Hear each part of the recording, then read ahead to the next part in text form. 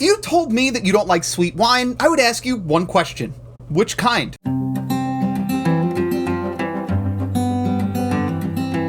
A lot of people hear sweet wine and automatically think of giant bottles of Moscato or opaque blue bottles of Riesling, but there is so much more to the category than that. Sweet wines can be light and fizzy, they can be really rich and nutty, they can be unbelievably complex and balanced, or they can be really fresh with really high acidity. So let's look at 4 bottles of sweet wine that prove that sweet wine is not a monolith.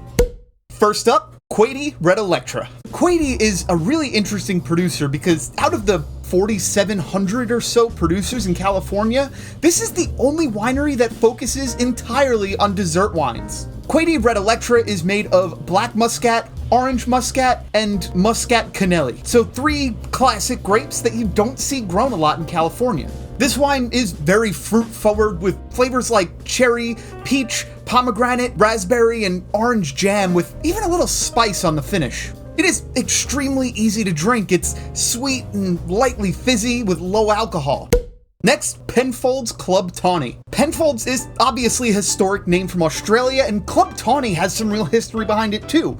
Its first vintage was released in 1950, and then again in 1953 and 56. Only those first 3 years because they thought those vintages were perfect for putting out a tawny port. Today, they make this wine as a multi-vintage and multi-varietal offering. It's a port-style wine, and it is thick and rich. Think caramel, nuttiness, and ripe black fruit with a finish that's got a little bit of spice and oak to it. This is what I would point someone to if they told me that they didn't like sweet wine because it was too light, or somebody that wanted something really rich and interesting for after dinner.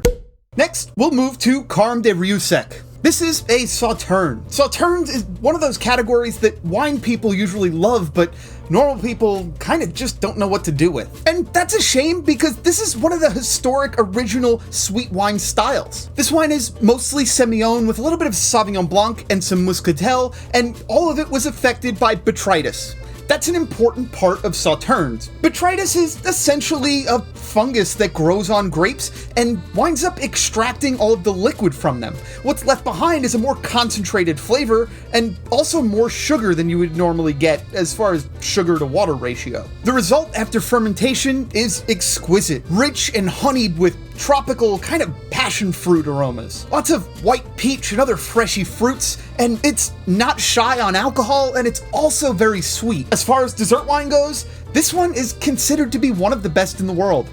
Finally, we'll look at Royal Tokaji Late Harvest. This wine comes from Hungary, which, believe it or not, is one of the most historic and renowned sweet wine regions in the world. This wine has nearly 95 grams per liter of sugar, but still has really high acidity, making it an incredibly balanced option for somebody who's looking to explore the sweeter styles of wine. This pale gold pour has notes of citrus, spice, white peach, and honey, with a crisp, clean finish. It is a perfect example of the idea that sweet wine isn't always all about sugar. Sure, there's plenty of sugar in this wine, but there's also plenty of acidity and freshness to keep it from feeling too heavy. So if you told me that you don't like sweet wine, I would ask you one question.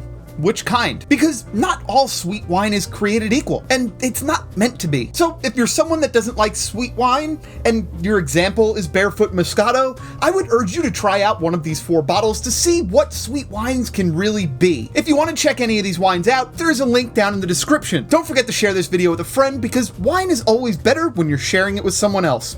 Anyway, that's going to be it for me this week, and I'll see you next time. Adios.